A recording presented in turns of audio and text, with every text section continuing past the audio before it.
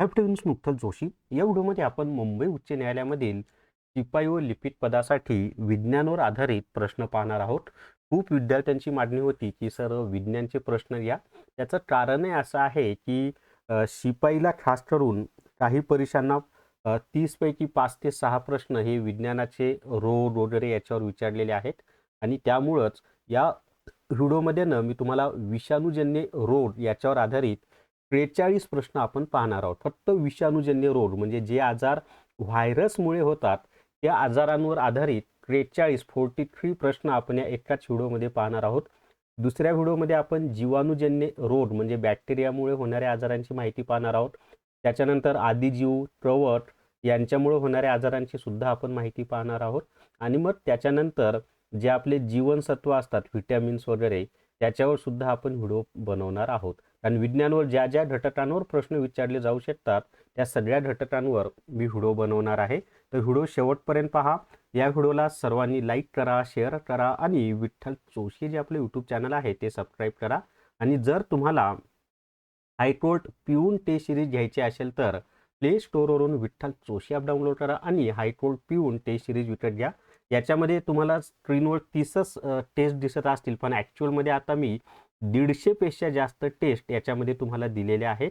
त्याच्यामध्ये म्हणजे topic wise taste आहेत, फुल टेस्ट आहेत आणि फी फक्त 200 प्लस GST आहे. प्लस याच्यामध्ये हायकोर्टचे जे झालेले पेपर आहेत ते सगळेच्या सगळे हायकोर्ट पिऊनचे झालेले पेपर दिलेत आणि मी स्वतः काढलेले 150 पेक्षा जास्त टेस्ट सरावासाठी यामध्ये दिलेले आहेत आणि यातले जशाच तसे प्रश्न तुम्हाला ॲक्च्युअल परीक्षेमध्ये येणार आहेत. चला तर मग आता पहिला प्रश्न आपण पाहूयात. तर पहिला प्रश्न आता तुम्हाला स्क्रीनवर दिसते पहा आणि प्रश्न असा आहे की एड्स हा रोग कोणत्या विषाणूमुळे होतो.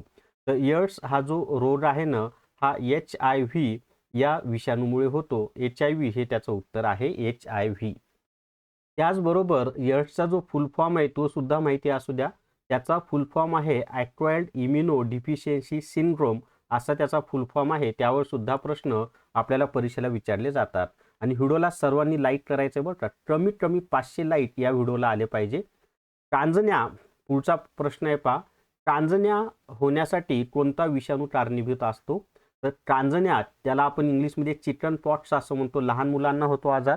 याच्यामध्ये ताप येतो आणि संपूर्ण शरीरभर अशा पुरळ्या येतात. तर कांजण्या होण्यासाठी कोणता विषाणू कारणीभूत आहे माहिती आहे का. तर व्हॅरिशेला झोस्टर हे त्याचं उत्तर आहे. व्हॅरिशेला झोस्टर यामुळं कांजण्या हा आजार होतो. आता त्याच्या पुढे तिसरा प्रश्न आपण पाहूयात. प्रश्न आहे पहा, खालीलपैकी कोणता विषाणू रेबीज या रोगासाठी जबाबदार आहे. तर रेबीज कशामुळे होतो माहिती आहे का. तर रेबीज हा आजार रॅब्डो व्हायरस याच्यामुळे होतो. कशामुळे होतो. रॅब्डो व्हायरस याच्यामुळं रेबीज हा आजार होतो. रॅब्डो व्हायरस हे त्याचं उत्तर आहे. चला त्याच्या पुढे आता चौथा प्रश्न आपण पाहूयात. चौथा प्रश्न आता तुम्हाला स्क्रीनवर दिसेल आणि रेबीज झाला की पाण्याची भीती वाटते बरं का. रॅब्डो व्हायरसमुळे रेबीज होतो. स्वाईन फ्लूचा प्रसार कोणत्या विषाणूमुळे होतो. आता स्वाईन फ्लू सर्वांना माहिती आहे. तर स्वाईन फ्लूचा जो प्रसार आहे ना तो H1N1 या विषाणूमुळे होतो. H1N1 हे त्याचं उत्तर आहे आणि हे प्रश्न बऱ्याच परीक्षांना सतत विचारलेले आहेत बरं का. मी जे काही 43 प्रश्न काढलेत ना तर ते सगळेच्या सगळे प्रश्न वेगवेगळ्या परीक्षांना ॲक्च्युअलमध्ये विचारलेले आहेत. हे पण लक्षात असू द्या. गोवर ज्याला आपण मिसल्स म्हणतो हा रोग कोणत्या विषाणूमुळे होतो आणि गोवर हा जो आजार आहे ना तो सुद्धा लहान मुलांनाच होतो. तर गोवर हा जो आजार आहे ना हा मोर्बिली व्हायरस याच्यामुळे होतो. कशामुळे होतो. मोर्बिली व्हायरस याच्यामुळे गोवर हा आजार होतो. आता 6वा प्रश्न आपण पाहूयात. कावीळ ज्याला आपण हिपॅटिटिस असं म्हणतो त्याचे वेगवेगळे प्रकार आहेत. तर कावीळ हा जो रोग आहे ना हा कोणत्या विषाणूमुळे होतो. तर कावीळ हा जो रोग आहे ना हा हिपॅटायटिस व्हायरस याच्यामुळे होत असतो. बी हे त्याचं उत्तर आहे. हिपॅटायटिस व्हायरस म्हणजे हा विषाणूजन्य रोग आहे. चला त्यात आणि कावीळ हा यकृताशी संबंधित आजार आहे बरं का. ते सुद्धा परीक्षेला विचारतात की कावीळ हा कोणत्या अवयवाशी संबंधित असलेला आजार आहे. तर यकृताशी संबंधित असलेला आजार आहे. आता डेंग्यू तापासाठी कारणीभूत असलेला विषाणू कोणता आहे. तर डेंग्यू तापासाठी कारणीभूत असलेला जो विषाणू आहे ना तो आहे फ्लॅवी व्हायरस. त्यालाच DENV असं सुद्धा म्हटलं जातं. हे त्याचं उत्तर आहे. फ्लॅवी व्हायरस. त्याच्या पुढे 8वा प्रश्न आपण पाहूयात. मला डेंग्यूच्या संदर्भात तुम्हाला अजून एक सांगायचं आहे की फ्लॅवी व्हायरसमुळे तो डेंग्यू होतो, परंतु या व्हायरसचा प्रसार कशामुळे होतो, तर एडिस नावाचा जो डास आहे ना, त्या डासामुळे या डेंग्यूचा जो व्हायरस आहे त्याचा प्रसार होतो. तर एडिस डासामुळे प्रसार होतो आणि फ्लॅवी व्हायरसमुळे डेंग्यू होतो. चला, सामान्य सर्दी प्रामुख्याने कोणत्या विषाणूमुळे होते?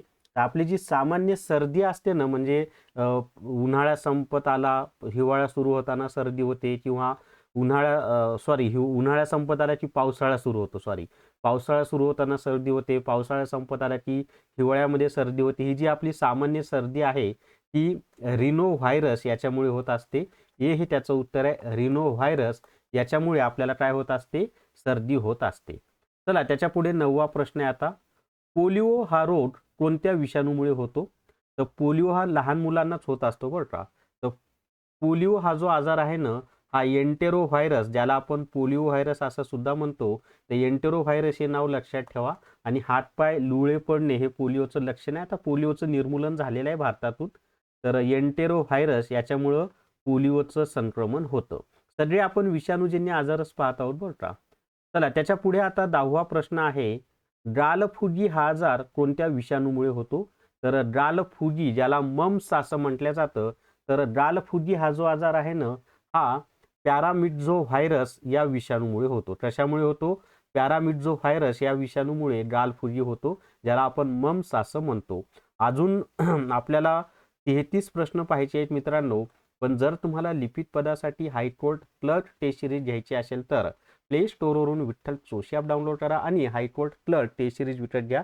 याच्यामध्ये क्लर्कचे झालेले सगळे पेपर दिलेले आहेत, प्लस 90 प्रश्नांच्या 10 फुल टेस्ट दिलेले आहेत, आणि टॉपिक वाईज टेस्ट इथं 200 प्लस दिले, पण ॲक्च्युअलमध्ये आता 350 प्लस टॉपिक वाईज टेस्ट त्यामध्ये मी दिलेले आहेत. आणि यातले जशाच तसे प्रश्न तुम्हाला परीक्षेला येतील. जो काही आपला सिलेबस आहे क्लर्कचा, तो संपूर्ण यामधनं मी कव्हर केलेला आहे.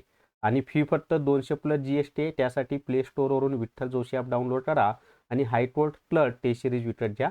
चला, त्याच्या पुढचा प्रश्न पाहूयात आता. 18 नंबरचा प्रश्न आता तुम्हाला स्क्रीनवर दिसेल, पहा.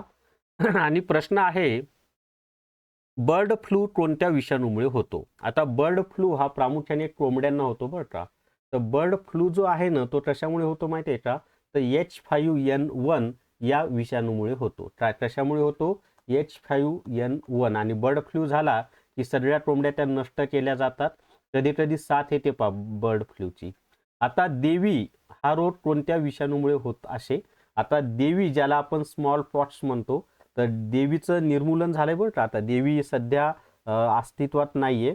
भारतामधून 1977ला झालंय आणि जगामधून 1980ला निर्मूलन झाल्याचं हुने जाहीर केलेलं आहे. तर देवी हा जो आजार आहे ना, हा व्हॅरिओला व्हायरस याच्यामुळे होत असे त्यामुळेच दिले, कारण आता देवी अस्तित्वातच नाही. होत असे कशामुळं? व्हॅरिओला व्हायरस याच्यामुळे देवी हा आजार होत असे. चला, त्याच्या पुढे आता 12 नंबरचा प्रश्न आपण पाहणार आहोत. आणि प्रश्न आहे, पहा. कोविडची साथ आपण सर्वांनी अनुभवलेली आहे. तर कोविड-19 ज्याला म्हणतो, साथ जबाबदार विषाणू कोणता? म्हणजे कोविडची जी साथ आलेली आहे किंवा कोविड होण्यासाठी कोणता विषाणू जबाबदार होता? तर त्याचं उत्तर आहे, पहा, SARS-CoV-2 हा जो विषाणू आहे त्याच्यामुळे कोविड होत असे. त्याचे वेगवेगळे व्हेरियंट आहेत, पण SARS-CoV-2 या विषाणूमुळे कोविड होत होता. आता झिका ताप याच्या संदर्भात सुद्धा आपण बातम्यांमध्ये बऱ्याच वेळेला ऐकतो.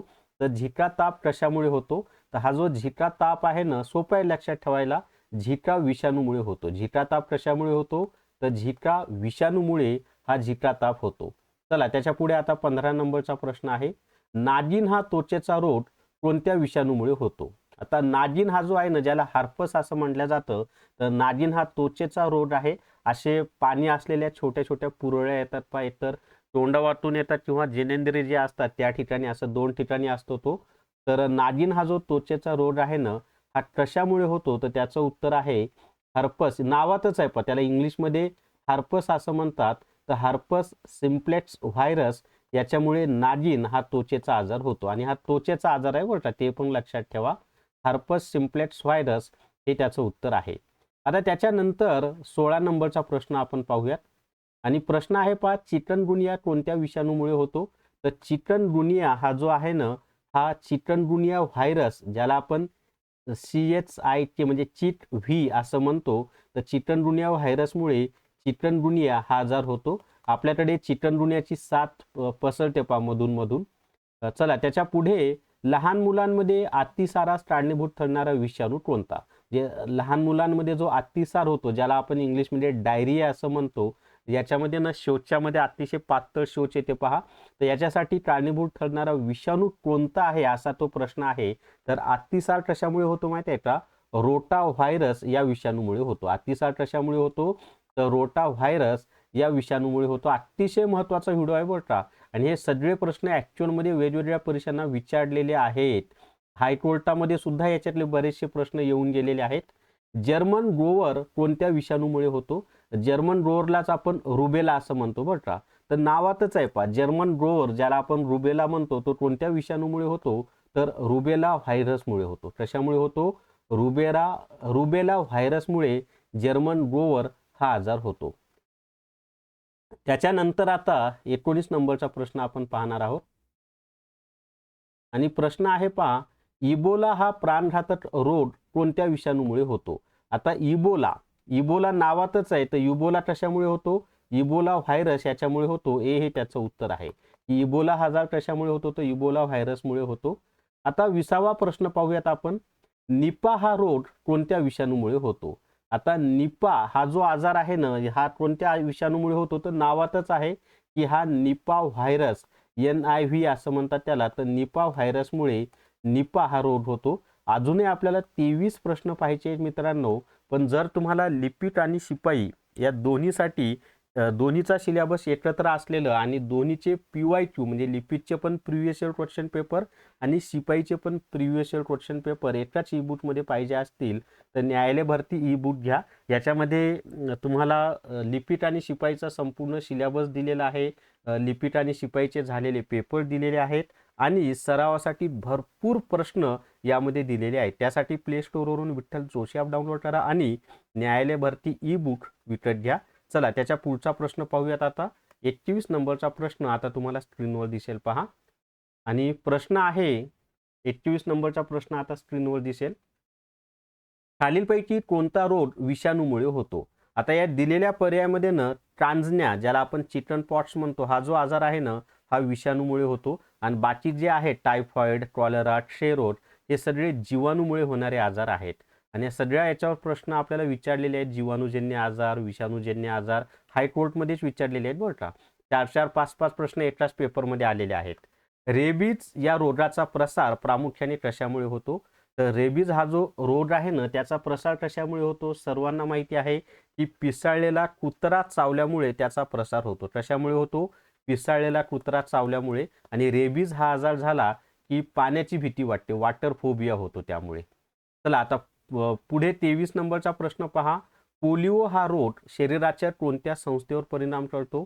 तर पोलिओ हा जो रोग आहे ना, हा आपल्या शरीराच्या म्हणजे लहान मुलाच्या मज्जासंस्था म्हणजेच नर्वस सिस्टीमवर परिणाम करणारा आजार आहे. कशावर परिणाम करतो? नर्वस सिस्टीम म्हणजेच मज्जासंस्थेवर परिणाम करतो. आता पुढे 24 नंबरचा प्रश्न आहे. कावीळ हा रोग शरीराच्या कोणत्या अवयवावर परिणाम करतो? तर मी तुम्हाला वरच सांगितले पहा की कावीळ हा कशाशी संबंधित आहे? तर यकृत या अवयवाशी संबंधित आहे. लिव्हर हे त्याचं उत्तर आहे की कावीळ कशाशी संबंधित आहे? तर यकृत या अवयवाशी संबंधित आहे. त्याच्यानंतरचा प्रश्न पाहता आणि व्हिडिओला सर्वांनी लाईक करा. कमीत कमी 500 लाईक आले पाहिजे. डेंगू या तापाचा प्रसार कोणत्या डासामुळे होतो? तर मी तुम्हाला वरच सांगितलं होतं की डेंगू हा जो डासाचा म्हणजे डेंगू या तापाचा प्रसार हा एडिस इजिप्टी नावाचा जो डास आहे ना, त्याच्यामुळे होतो. व्हेरी IMP पहा, खूप परीक्षांना हा प्रश्न विचारला जातो. डेंगू या तापाचा प्रसार कोणत्या डासामुळे होतो? तर एडिस इजिप्टी हे त्याचं उत्तर आहे. इन्फ्लुएन्झा हा कोणत्या प्रकारचा रोग आहे? आता इन्फ्लुएन्झा हा जो आजार आहे ना, हा विषाणूजन्य आजार आहे, म्हणजेच विषाणूमुळे त्याचा प्रसार होतो. म्हणून इन्फ्लुएन्झा हा कोणता आजार आहे? तो विषाणूजन्य आजार आहे. त्याच्यानंतर देवी या रोगाचे निर्मूलन जगातून कोणत्या वर्षी झाल्याचे घोषित करण्यात आलेले आहे? तर देवी म्हणजे स्मॉल पॉक्स या रोगाचं निर्मूलन 1980 मध्ये झाल्याचं हूने प्रसिद्ध केलेलं आहे. हू म्हणजे जागतिक आरोग्य संघटना, वर्ल्ड हेल्थ ऑर्गनायझेशन. आणि भारतामधून देवी या रोगाचं निर्मूलन 1977 मध्ये भारतातून झालेलं आहे आणि जगातून कधी झालेलं आहे तर 1980 मध्ये झालेलं आहे. तर दोन्ही वर्षे लक्षात ठेवा. आणि हे ॲक्च्युअलमध्ये विचारलेले प्रश्न आहेत. मी परत परत का सांगत आहे तर तुम्हाला त्याचं महत्त्व कळावं यासाठी. 28 नंबरचा प्रश्न पाहता, हत्ती हा जो रोग आहे हा विषाणूजन्य आहे का? तर हत्ती हा जो रोग आहे ना, हत्ती रोगामध्ये काय होतं तर आपले जे पाय असतात ते हत्तीच्या पायासारखे होतात. तर हत्ती हा जो रोग आहे ना हा विषाणूजन्य नाही पहा. मग तो कशामुळे होतो तर तो आदिजीवामुळे होतो. हत्ती हा रोग विषाणूजन्य नाही तर तो कशामुळे होतो? आदिजीवामुळे होतो. आता रोटा व्हायरस प्रामुख्याने कोणत्या वयोगटात अतिसारास कारणीभूत ठरतो? आता रोटा व्हायरस मुळे अतिसार होतो हे मी वरच सांगितलं. कोणत्या मुलांना होतो तर लहान मुलांना होतो. तो प्रामुख्याने कुणाला होतो तर लहान मुलांना अतिसार म्हणजे रोटा व्हायरसमुळे होणारा जो अतिसार आहे तो लहान मुलांमध्ये प्रामुख्याने होतो. गालफुगी या रोगात कोणत्या ग्रंथीला सूज येते? आता गालफुगीमध्ये ज्याला आपण मम्स म्हणतो त्याच्यामध्ये काय होतं तर आपली जी लाळ ग्रंथी असते ना पॅरोटिड ग्लँड, तर तिला सूज येते आणि तिला सूज आली म्हणजेच आपला गाल फुगत असतो तर त्यालाच आपण गालफुगी असं म्हणतो. लाळ ग्रंथीला सूज आली की गालफुगी हा आजार होतो. झिका विषाणूचा प्रसार कशाद्वारे होतो? आता झिका विषाणू जो आहे किंवा झिका व्हायरस आहे त्याचा प्रसार हा एडिस नावाचा जो डास आहे त्याच्या माध्यमातून होतो. डास पण कोणता? एडिस नावाचा जो एडिस कुल आहे डासांचं त्याच्या मार्फत झिकाणूचा प्रसार होतो. चिकनगुनिया रोगाची लागण झाल्यावर प्रामुख्याने काय लक्षण दिसते? तर चिकनगुनिया हा जो रोग झाला ना तर ताप तर येतोच पण खास करून हा सांधेदुखी होते पहा. सांधेदुखी म्हणजे सांधे इतके दुखतात की हात वर केला की परत तो खाली करणं सुद्धा अवघड होऊन जातं. तर चिकनगुनिया हा विषाणूमुळे होतो आणि तो सांधे दुखीशी संबंधित आहे त्यामुळे ताप पण येतो. हायड्रोफोबिया म्हणजेच पाण्याची भीती वाटणे, मी वॉटर फोबिया म्हणत होतो तर तो हायड्रोफोबिया म्हणजे पाण्याची भीती वाटणे. तर हायड्रोफोबिया म्हणजेच पाण्याची भीती वाटणे हे कोणत्या रोगाचे प्रमुख लक्षण आहे तर पाण्याची भीती वाटणे म्हणजेच हायड्रोफोबिया हे रेबीज या रोगाचं लक्षण आहे. मी तुम्हाला वरच सांगितलं होतं की पिसाळलेला कुत्रा चावल्यानंतर रेबीज हा आजार होतो आणि रेबीज झाला की पाण्याची भीती वाटते ज्याला आपण हायड्रोफोबिया असं म्हणत असतो. चला त्याच्या पुढे आता 34 नंबरचा अजून 10 प्रश्न आपल्याला पाहायचे मित्रांनो, कारण एकूण 43 प्रश्न आपण पाहणार आहोत. पण जर तुम्हाला हायकोर्ट रेकॉर्डेड व्हिडिओ कोर्स घ्यायचा असेल तर प्ले स्टोअरवरून विठ्ठल जोशी ॲप डाउनलोड करा आणि हायकोर्ट रेकॉर्डेड व्हिडिओ कोर्स विकत घ्या. याच्यामध्ये कॉम्प्युटर, अंकगणित, बुद्धिमत्ता चाचणी, मराठी व्याकरण, इंग्लिश ग्रामर यांचे रेकॉर्डेड व्हिडिओ दिलेले आहेत. इतिहास, भूगोल, राज्यघटनेचे सुद्धा व्हिडिओ दिलेले आहेत. याची फी फक्त 500 प्लस GST आहे. पण याच्यामध्ये न्यायालय भरती ई बुक आणि हायकोर्ट क्लर्क पेपर असे 400 रुपयाचे 2 कोर्स फ्री दिलेले आहेत. हायकोर्ट क्लर्कचे झालेले पेपर सुद्धा यामध्ये दिलेले आहेत. तर प्ले स्टोअरवरून विठ्ठल जोशी ॲप डाउनलोड करा आणि हायकोर्ट रेकॉर्डेड व्हिडिओ कोर्स विकत घ्या. हे व्हिडिओ तुमच्याकडे 1 वर्षासाठी राहतात. तुम्हाला न्यायालय भरतीला तर फायदा होणारच आहे. प्लस आगामी भरपूर डिपार्टमेंटमध्ये जागा येणार आहे तर त्या सगळ्याच परीक्षांसाठी तुम्हाला हे व्हिडिओ उपयुक्त आहेत. चला त्याच्या पुढचा प्रश्न आपण पाहूयात आता.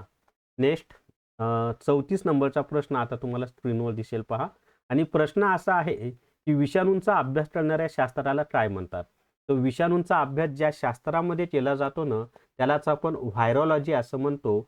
बी हे त्याचं उत्तर आहे. व्हायरॉलॉजी हे त्याचं उत्तर आहे. आता 35 नंबरचा प्रश्न आहे, खालीलपैकी कोणता विषाणू रक्तातील पांढऱ्या पेशींवर हल्ला करतो? आता याच्यामध्ये पांढऱ्या पेशींवर हल्ला करणारा जो विषाणू आहे ना तो आहे पहा HIV. HIV काय करतो की आपल्या पांढऱ्या पेशींवर हल्ला करतो आणि त्यामुळे होतं काय की वेगवेगळे आपली रोगप्रतिकारक शक्ती संपुष्टात येते आणि मग वेगवेगळे आजार होतात आणि त्यामध्येच माणूस खचत जातो आणि मरतो. परंतु आता त्याच्यावर प्रभावी औषधं पण आलेली आहेत. HIV जरी झाला तरी 40-45 वर्ष माणूस जगतो. हे सुद्धा वस्तुस्थिती आहे. म्हणून काळजी घ्यायची नाही असं नाही, आजार होऊ नये यासाठी काळजी घेतलीच पाहिजे. इबोला हा विषाणू सर्वात आधी कोणत्या खंडात सापडला? तर इबोला हा जो विषाणू आहे ना तर सर्वात आधी तो आफ्रिका या खंडामध्ये सापडलेला आहे. आफ्रिका खंडामधून त्याचा संपूर्ण जगामध्ये प्रसार झालेला आहे. आता पुढे 27 नंबरचा प्रश्न आपण पाहूयात. आणि प्रश्न आहे पहा, जागतिक एड्स दिन कधी पाळला जातो? तर 8 डिसेंबरला जागतिक एड्स दिन हा कधी पाळला जातो? तर दरवर्षी 8 डिसेंबरला जागतिक एड्स दिन पाळला जातो. त्याच्यानंतर 38 नंबरचा प्रश्न आहे, पोलिओची लस तोंडावाटे देण्याची म्हणजे पोलिओची लस कोणी शोधली? पण कोणती लस? तर पोलिओची लस 2 पद्धतीने आहे. एक इंजेक्शनद्वारे दिली जाते आणि दुसरी तोंडावाटे. तोंडावाटे जी दिली जाते त्याला OPV असं म्हणतात. तर तोंडावाटे दिली जाणारी जी पोलिओची लस आहे तिचा शोध कोणी लावला असा तो प्रश्न आहे. तर त्याचं उत्तर आहे अल्बर्ट साबिन, हे त्याचं उत्तर आहे. काय उत्तर आहे? अल्बर्ट साबिन यांनी तोंडावाटे पोलिओची लस देण्याचा शोध लावलेला, म्हणजे पोलिओची लस जी तोंडावाटे दिली जाते तिचा शोध लावलेला आहे. कंजक्टिव्हायटिस म्हणजेच डोळे येणे, त्याला शास्त्रीय नाव कंजक्टिव्हायटिस आहे आणि मराठीमध्ये आपण डोळे येणे असं म्हणतो. हा रोग कशामुळे होऊ शकतो? तर डोळे येणे हा रोग जीवाणूमुळे पण होतो, विषाणूमुळे पण होतो आणि ॲलर्जीमुळे सुद्धा होतो. म्हणून याचं उत्तर आहे वरील सर्व. तर हे लक्षात ठेवा की डोळे येणे हा असा आजार आहे कंजक्टिव्हायटिस की तो जीवाणू, विषाणू आणि ॲलर्जी या तिन्हीमुळे होतो. म्हणून त्याचं उत्तर आहे वरील सर्व, हे त्याचं उत्तर आहे. त्याच्यानं व्हिडिओला सर्वांनी लाईक करा बरं का. व्हिडिओ जास्तीत जास्त शेअर करा आणि विठ्ठल जोशी हे आपले यूट्यूब चॅनल सबस्क्राईब करा. तसंच विठ्ठल जोशी टेलिग्राम चॅनल सुद्धा सर्वांनी जॉईन करा. 40 नंबरचा प्रश्न पाहता, मानवी शरीरात विषाणू शिरल्यावर पेशी कोणत्या संरक्षक प्रथिनांची निर्मिती करतात? आता मानवी शरीरामध्ये जर विषाणू शिरला तर कोणत्या संरक्षक प्रथिनांची निर्मिती पेशीमार्फत केली जाते असा तो प्रश्न आहे आणि त्याचं उत्तर आहे इंटरफेरॉन या संरक्षक प्रथिनांची निर्मिती पेशीमार्फत केली जाते. आणि त्याच्यानंतर 41 नंबरचा प्रश्न आहे आता, इंटरफेरॉन उत्तर आहे बरं का. निपा विषाणू नैसर्गिकरित्या कोणामध्ये आढळतो? तर हा जो निपा विषाणू आहे ना, हा नैसर्गिकरित्या वटवाघूळ, ज्याला आपण फ्रूट बॅट्स असं म्हणतो, बॅट म्हणजे वटवाघुळा, तर वटवाघुळांमध्ये निपा विषाणू हा प्रामुख्याने आढळतो. म्हणजे वटवाघूळ या प्राण्यापासून हा निपा विषाणू तयार झालेला आहे. लसीकरणाचा शोध प्रथम कोणी लावला? तर लसीकरणाचा शोध सर्वप्रथम एडवर्ड जेन्नर यांनी लावलेला आहे. कोणी लावलेला आहे? एडवर्ड जेन्नर यांनी सर्वप्रथम लसीकरणाचा शोध लावलेला आहे. त्याच्या पुढे 43 नंबरचा प्रश्न आहे.